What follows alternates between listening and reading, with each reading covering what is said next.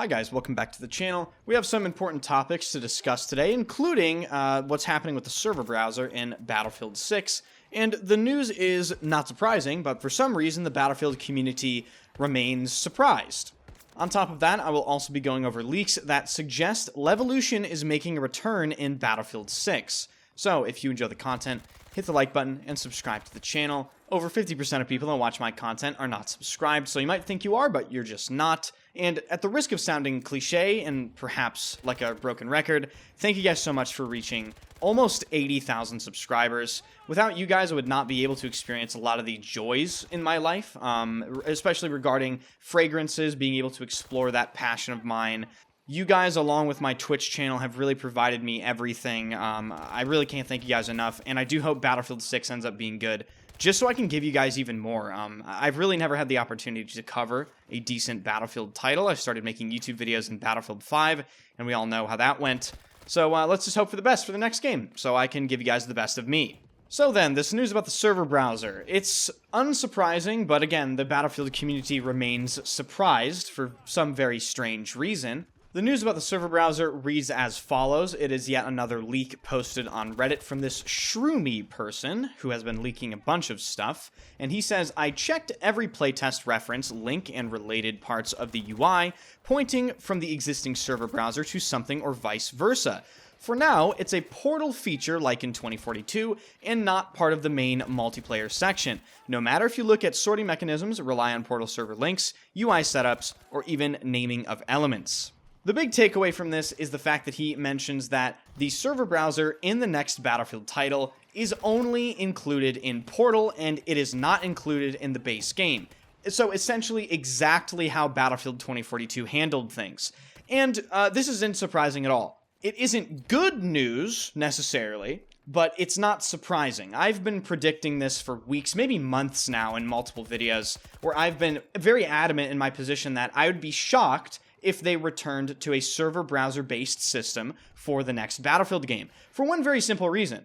They've been gradually, very slowly, moving away from the server browser-based system ever since arguably Battlefield 1. Allow me to paint the picture like I've done in previous videos. Battlefield 1 was the very first game that allowed them to implement matchmaking, right? It was still mainly server browser-based. Everyone used the server browser in BF1, but matchmaking was there. Then you fast forward a couple years to Battlefield 5, the matchmaking buttons got a little bigger on the UI, right? Hey, we have matchmaking, guys, woo, look over here, woo! But people still used the quote-unquote advanced search, which is what they renamed the server browser to, and they made the advanced search option a little more difficult to even find. You know, they kind of hit it with those big matchmaking buttons right in your face, like, hey guys, we really want you to matchmake. And then, of course, in 2042, they made the big move, which was very controversial, completely away from a server browser-based system in the base game to only including it into Portal mode, and then the base game being completely matchmaking-based. Of course, this was extremely controversial. It's not necessarily good news for a lot of Battlefield players. I'd say the majority of Battlefield players are against the removal of the server browser. But these are decisions that are deliberately made, okay? When the next Battlefield game, and even 2042, were being designed, they already knew they were going to remove the server browser before the game even took shape. In other words, this is a very deliberate, fundamental, baseline decision that has to take place in order for them to even build the game. But this begs the question, why are they moving away from the server browser? Because clearly the community it's just another outrage over this. You know, people really are asking for it very heavily. You go on Reddit right now, most of the threads are complaining about this leak, which I've just shown you. And then if you combine all the current complaining about there being no server browser allegedly in the next Battlefield game with the complaining that took place during the entire lifespan of 2042, so probably over 3 years of people complaining there was no server browser, and you have a substantial hunch, if you will, that your player base is not a big fan of this decision. I think they're moving away from the server browser because I think they view it as an outdated system. I think they see the industry moving towards matchmaking.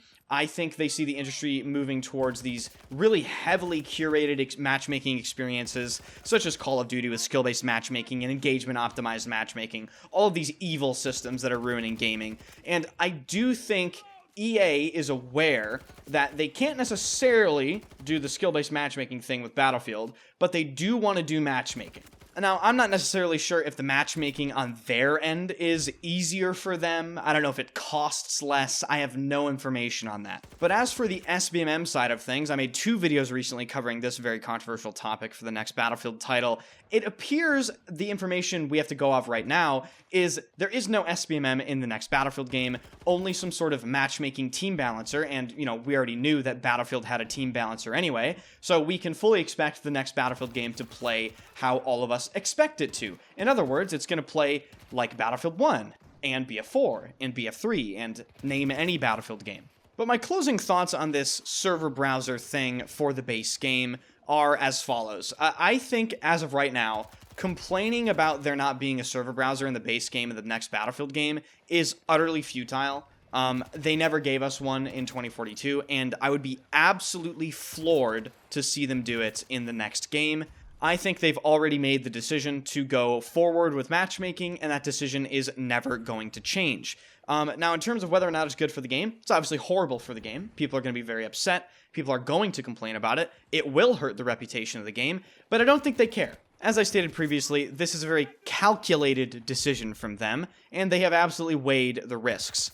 Now, in terms of these Levolution things, apparently, Shroomy, the same person that leaked the server browser stuff, did some more data mining, and he found key events on some maps. Those of you that played Battlefield 4 will of course remember the infamous Levolution events. The one that is most famous is very clearly the Siege of Shanghai Tower collapsing. Some other notable ones are Langkang Dam, you could blow the dam apart, and Flood Zone, where you could flood the entire map, creating a sort of urban naval combat environment. Now, when I read these, I don't think that these Levolution events are even necessarily Levolution. I just think that's what we're calling it right now. I think these are definitely smaller scale destruction events. I'll just read a couple of them. We have Shockwave, Shockwave Small, Power Fail, Tech Explosion, Shrink Ring, which I believe is for the Battle Royale, meaning the zone is closing, Tunnel Flood, High and Low, Pipeline Explosion, etc., etc.